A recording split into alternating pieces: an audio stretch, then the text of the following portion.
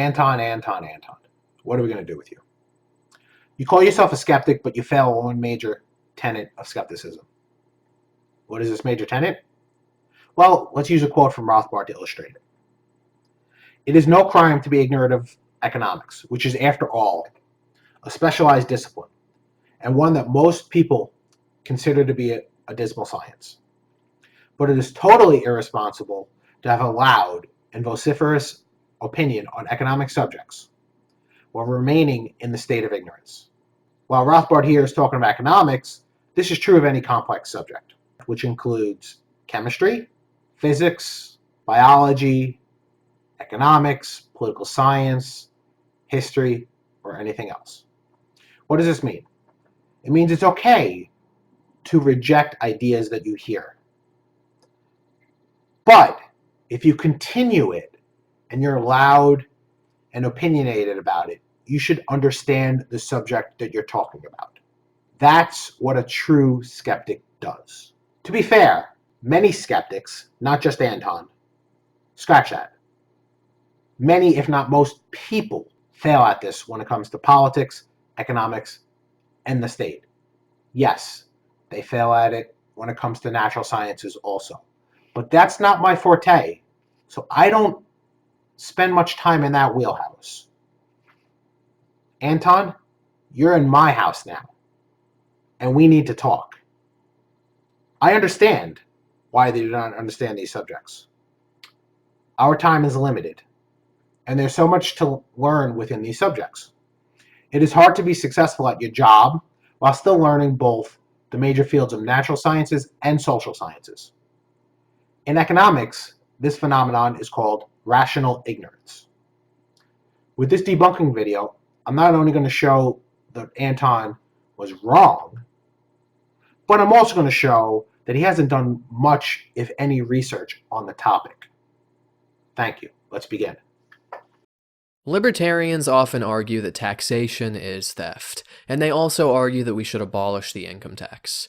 In this video, I'll explain the many problems with their position, and here are some of the key points that I make. One thing you're going to notice in this video is Anton keeps confusing three things: the necessity of the state, the legitimacy of the state, and the necessity of taxation.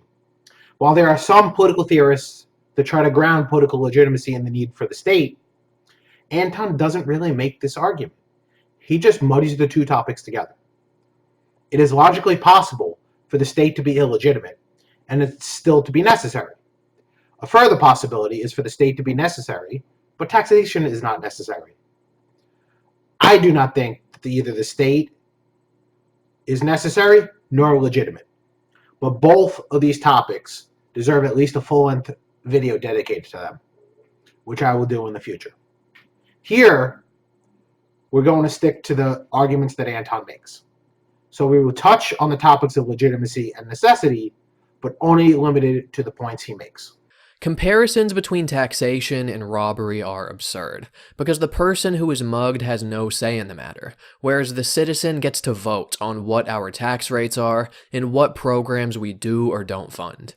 Anton, do you really think you have much, if any, say in what the government does? I'm going to make 3 points in refuting you right here. Demographics. We have a representative, not a direct democracy. And we're going to touch on some public choice theory. Let's start with demographics and use the United States as an example. There are 330 million Americans, of which 240 million Americans are of voting age. The voter turnout in the United States is quite low, at about 50%, which means that 120 million people voted. Do you really think your vote counts in that? You can vote for any candidate you want, and it would still be a coin toss to see if your vote matches. Yes, certain candidates have a better chance of winning than others, but your vote still has no effect on who wins. And this is if we voted for the president based on a popular vote. It gets more complicated when we discuss the Electoral College, but that will be saved for another video. For now, we're going to stick with the popular vote analysis because it has implications to more countries and most elections in the United States. So let's use another example of a much smaller election. Imagine 1 million voters. Big difference than the 330 million Americans or 240 million Americans of voting age. Even here, you're only 1 out of a million voters. So you have a 0.0000001% chance of affecting the election. Do you think that means you have a say in the election? You have a better chance of winning big at a casino. Second, almost all political elections in the world are for representatives, not directly for the policies that the government does. This becomes a problem when you realize the depth of issues the government has its hands in. One representative deals with hundreds, if not thousands, of different issues while in office. Out of that, how do you pick the policies that you want? Then this problem gets multiplied by the fact that you only have a few people to choose from when voting. If the candidate that matches your preferences the most only lines up with you on 2 of the hundreds of issues, does that person really represent you? Then there is the issue of concentrated benefits and dispersed costs. What this means is on many issues, the costs to individuals are so low that they have very little reason to pool their efforts against them. But the benefits to a few are so immense, they have a reason to lobby the government to continue them. A good example of this is corn subsidies. Each person pays a couple of dollars, but the recipients receive millions. Out of the hundreds of issues, do you have the time to even understand this or to rally against it? And this is true of many regulations and laws. Finally, let's dig into public choice a little deeper. Anton, I believe you're against the drug war and U.S. intervention for foreign countries, aren't you? Is that in your interest? It isn't in my interest, and I know many other people who are against them as well. So whose interest are many policies in? Now, I am not going to get into conspiracy theories, so I will only stick with things that I have evidence for. There's a branch of economics that studies the incentives that government officials face. It is called public choice economics. In it, you will hear about things like rent seeking and rent extraction. Rent seeking is the practice of businesses manipulating public policy or economic conditions as a strategy for increasing profit. Rent extraction, on the other hand, is the practice of individuals or groups with the ability to arbitrarily alter the rules of the game, like government officials often can. Bribing productive others, holding the productive others hostage to the demands of the bribers.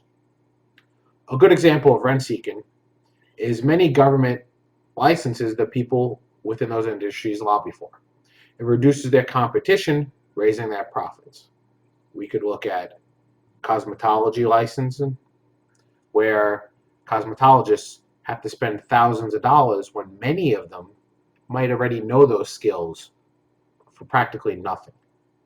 But they have to pay hundreds or thousands of dollars just to be able to cut hair. An example of rent extraction is when during the Clinton administration, enormous medical price controls were proposed that would have cost the companies affected millions.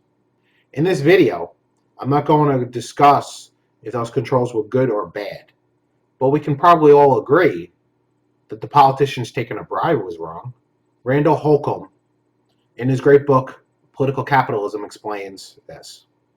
Whereas public choice has clearly recognized that public policy often favors some interests over others, it has not incorporated the elite theory that has a long tradition in other social sciences, to recognize that some people have the connections that allow them to consistently favored, whereas others are among the masses who bear the costs of these policies.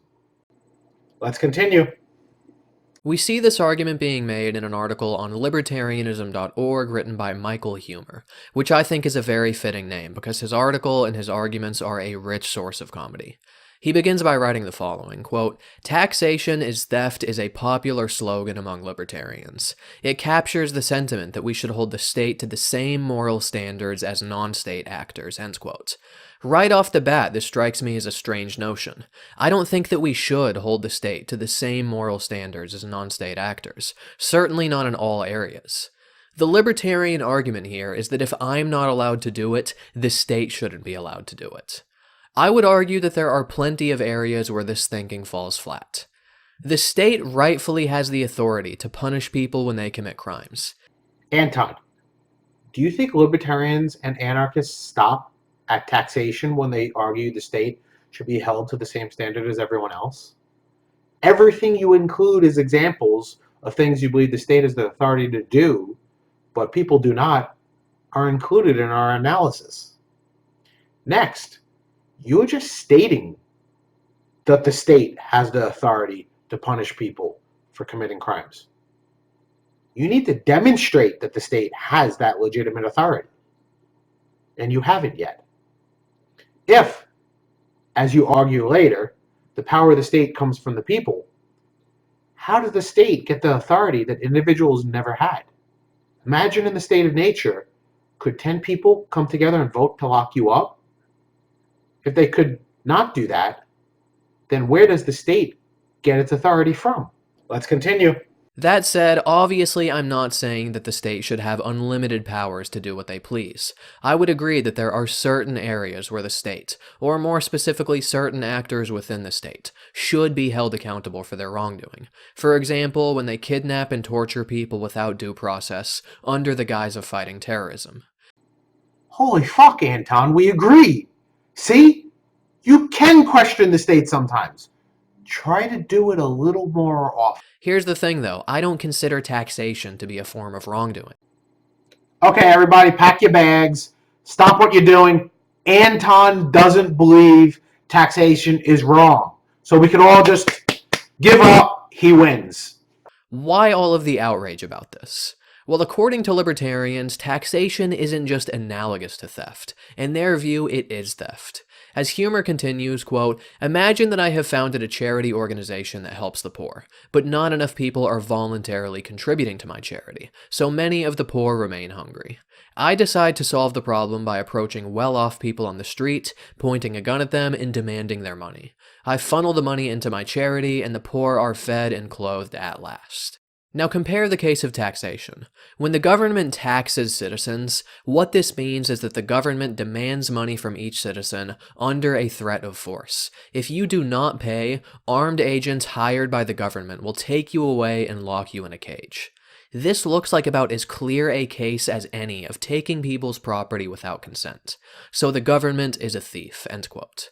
Here's the problem with this analogy. When you're just going around sticking people up at gunpoint in the street, nobody has a say in it. It's just your decision, and it's necessarily being done against the will of your victims. When people vote to elect government representatives, they have a say in what their tax dollars are or are not being spent on. Anton, I already refuted all this shit. You're just repeating yourself. Just, if you're confused, rewind the video and listen to it again. No, here is the decision you get to make when you get robbed. Comply with whatever the demands are, or risk being seriously injured or killed. Anton, later on in the video, you even admit people should be forced to pay taxes. What do you think that force is? The violence of beating you up or killing you. They're going to lock you up. What if you don't want to be locked up? Do you think they're going to just say, yeah, no problem, you could just go on your way? No, they're going to beat you down and then they're going to kill you. And you know this because you even admit later on about the police brutality on the black community. We could theoretically have a society where no income taxes are collected if this is what everybody voted for. The reason we don't have such a system isn't because we're all immoral monsters who support theft. It's not because we've drank one too many cups of Big Brother's Kool-Aid on the subject and can't think for ourselves. It's because your libertarian vision of a society is a shitty vision that very few of us have any confidence would work to anything approaching the degree that our current system works. I'm just going to put that in my pocket and save it for later. You're crying theft when really what you should be crying is we're not convincing enough. And I find this ironic coming from libertarians, because they tend to be the strongest proponents of the pull yourselves up by your bootstraps mentality. Yeah, I kind of agree with you here, Anton. Well, in any situation, I think there needs to be some level of personal responsibility, but only really the internet troll and libertarians and anarchists go by that. There is a much more institutional structure that we need to worry about that affects people's everyday living, that pushes them down so they can't pull themselves up by their bootstraps. So that's a lot more complicated, and we'll get into that stuff in a later video. I thought you guys were all about personal responsibility. Why are you whining and playing the victim here? Instead of the evil state and its mindless supporters being out to get you, maybe you guys just aren't selling a very convincing product in the marketplace of ideas. Anton, I know you're a skeptic, so I know you know the number of people that believe something has no bearing on its truth value. Millions of people believe things. That doesn't make it right. Come up with a better argument. Huemer compares government taxation to robbing people on the streets at gunpoint, and comparisons like this are a staple in the libertarian community. Here's another problem with these analogies. The money that you're paying in taxes is being used to maintain and improve the society around you, and this is something that you and everybody else will benefit from. Okay, I have to knock a few things out of the window here, so let's get started.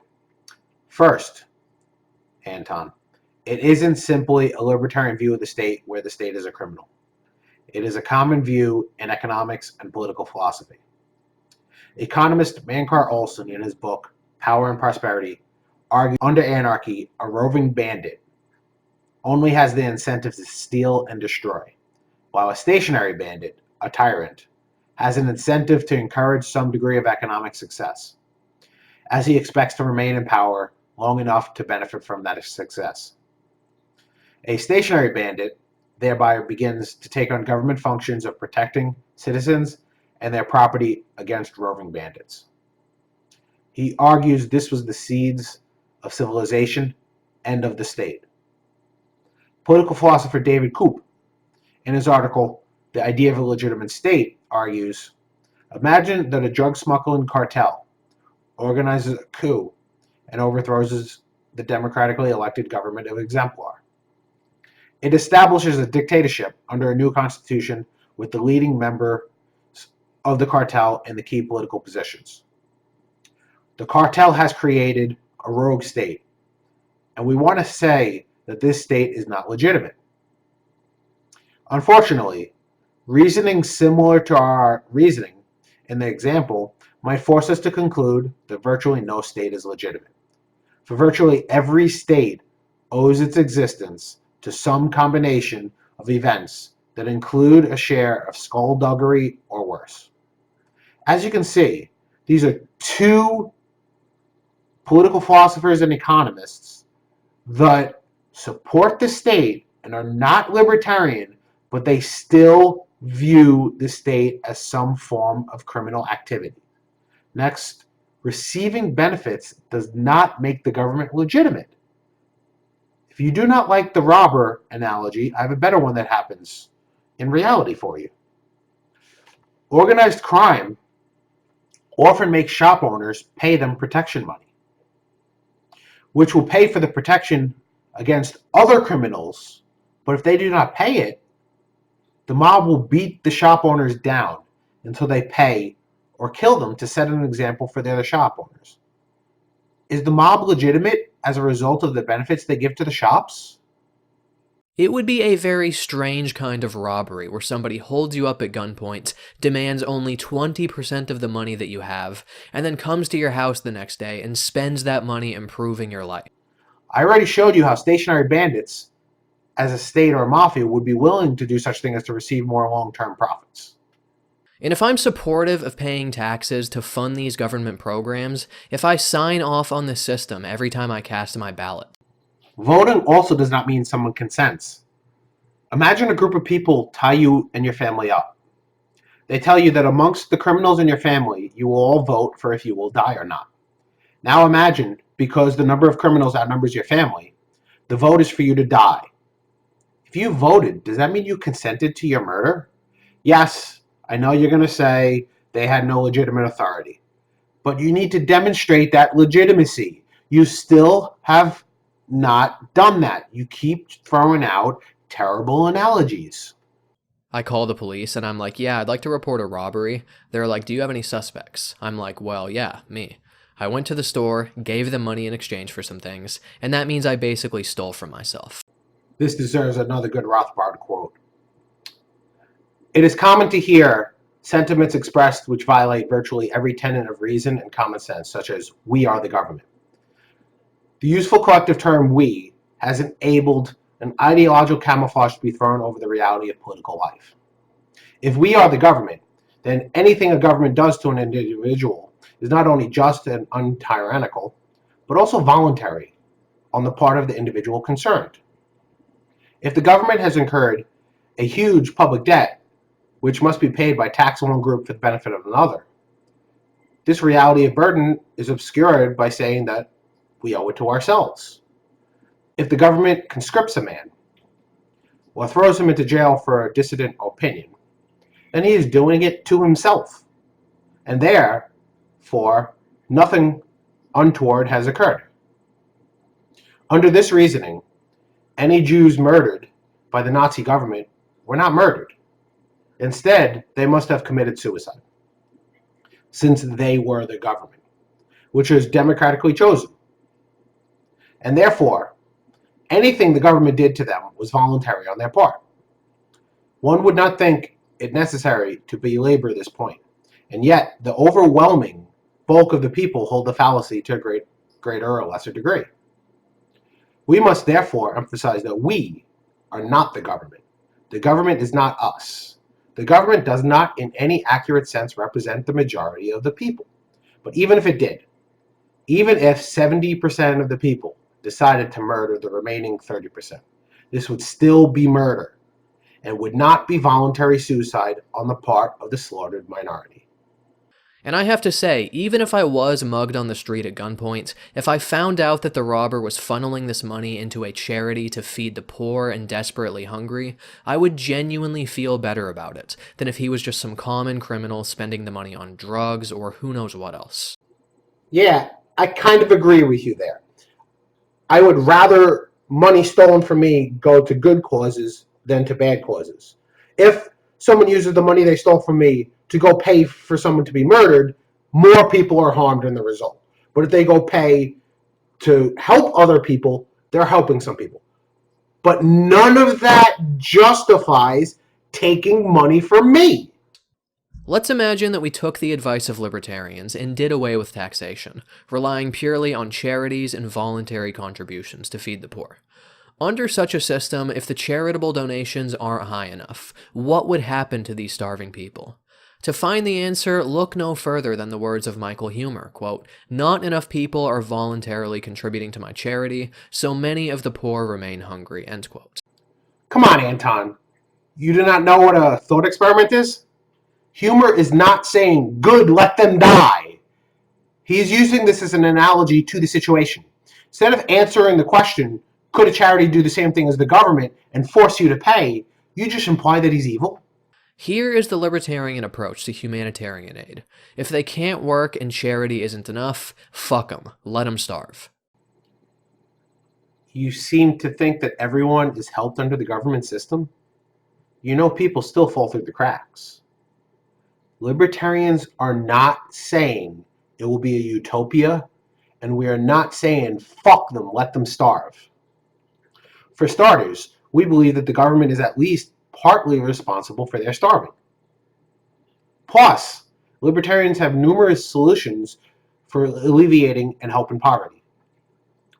Besides charity, we talk about mutual aid societies and institutional reforms. Not to mention, there is this thing called the income effect, which means an increase in individuals' real income results in a positive change in their purchasing power, and therefore they purchase more of the things that they prefer. People in the United States already give billions to charity and spend billions of hours on charitable activities. Many on the statist left attribute this to the tax break for charitable contributions, but that does not make any sense for two reasons. First, people do not get all their money back, only a portion of it. This is known as the wealth effect, meaning there's a change in spending that accompanies a change in perceived wealth. Here, a dollar might only cost them 60 cents. Therefore, when giving to charity, they feel wealthier. But they would already be giving to the charity, and giving them more of their own money would have the same effect. Second, people do not receive any tax breaks for their charitable hours. Now stop claiming that libertarians just want people to die and actually do some research. And I have to say, Huemer's priorities seem to be entirely backwards here. He seems to view petty theft as more morally outrageous than mass starvation. Anton, petty theft? You do realize petty theft is considered to be about $400 or $500. People have thousands of dollars every year taken from them. That is not considered petty theft. That's grand theft. Libertarians can't seem to take 5 steps without creating some oversimplified analogy that doesn't capture the reality of what's taking place. Quote, "What matters is that I took your money without your consent," end quote. This is what he keeps getting wrong. It is not without our consent. The way our representative democracy works is that whatever happens, at least in principle, happens with our consent, or at least with the consent of the majority. I'm just going to put that in my pocket and save it for later. Libertarians, more than anybody, tend to have a serious hard-on for our founding documents, so let me quote the Declaration of Independence on this point, quote, "Governments are instituted among men, deriving their just powers from the consent of the governed," end quote. While I don't hate the founding documents, they're good in certain aspects. Your quote is only a claim. It does not justify that the power comes from the people. I wish it did, but we already went over how it doesn't. But since you're bringing up the founding documents, let me quote Lysander Spooner in his great work, No Treason, The Constitution of No Authority, which he authored in the 19th century. And yet, we have what purports or professes or is claimed to be a contract, the Constitution, made 80 years ago by men who are now all dead and who never had any power to bind us, but which, it is claimed, has nevertheless bound 3 generations of men, consisting of many millions, and which it is claimed will be binding upon all the millions that are here to come, but which nobody ever signed, sealed, delivered, witnessed, or acknowledged, and which few persons, compared with the whole number that are claimed to be bound by it, have ever read or even seen or ever will read or see. Now, of course, as a result of political corruption, the will of the people is often ignored in favor of the demands of corporations and the wealthiest Americans. But if we were to reform our campaign finance system, this would no longer be a problem, and tax dollars would be spent on whatever the people wanted to be spent on. So you do understand that people are not listened to often. But how do you distinguish between the policy that you believe the people wanted and policies that the rich and corporations wanted? Maybe the big corporations are the ones who want the income tax to pay for infrastructure that they can then free ride on. I'm not saying this is true, but you have given no way to determine which is which, except for the fuzzy notion of what you like and what you don't like. And do you really think that campaign finance reform is a panacea? You do not think there is a way to bribe politicians if there's reform? And do you really think that if politicians were not bribed, they would suddenly become altruistic? If they have the motives to be selfish under the current system, why would their motives change and they suddenly be all for the people? Finally, let's assume they do become altruistic. They still have not solved the knowledge problem. But that deserves its own video. Let's continue. Whenever you hear a libertarian say, taxes are collected without our consent, translate that in your head to taxes are collected without my consent. When did you become the lead decision maker for our country? You're just one guy making crappy arguments on the internet. Anton, when did you become the lead decision maker in my life? You were just one guy making crappy arguments on the internet. See? We can both play this game. The point is not that a libertarian should get to decide for you. It is that you and I and everyone should get to decide for themselves. Do you understand that? Just because you consent does not mean everyone consents. Do you have that, Anton? Despite the fact that his analogy has nothing to do with reality, how would you feel in this situation? I can say that if a robber forced me to give him $20, yet he gave me a book in exchange, I would feel strangely better about this than if I was just robbed and got nothing out of it. I'm constantly going out of my way to buy new books anyway, so if anything, this robber is just expediting the process. At the very least, it would give me an interesting story to tell. And if it really is a good book, I'll probably read the fucking thing. He gets $20, I get a bunch of new knowledge. It's a win-win as far as I'm concerned. Anton, this is a great idea. Where do you live? I'm going to come rob you and give you a few books for you to read. Don't worry, I'll wait for you to copy down all the titles. Leave it to a libertarian to make an analogy where receiving a new book that they can learn from is a bad thing.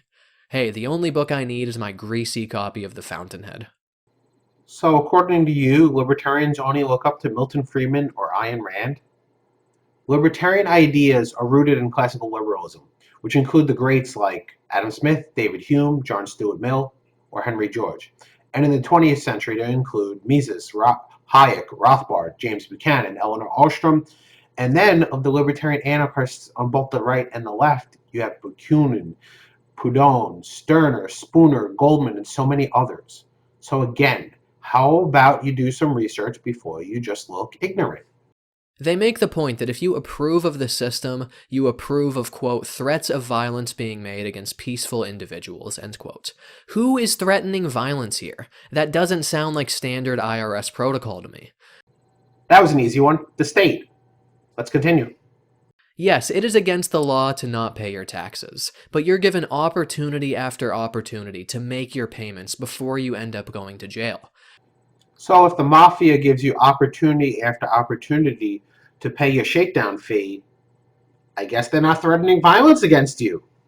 And when police officers finally come to arrest you for tax evasion, they're just going to put you in handcuffs and walk you over to their police car. It's not like they're going to tackle you to the ground and beat you with their batons when they do this.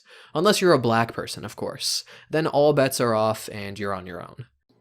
Anton, I know you're saying this in jest, but aren't they just one of the minorities that the majority chose over?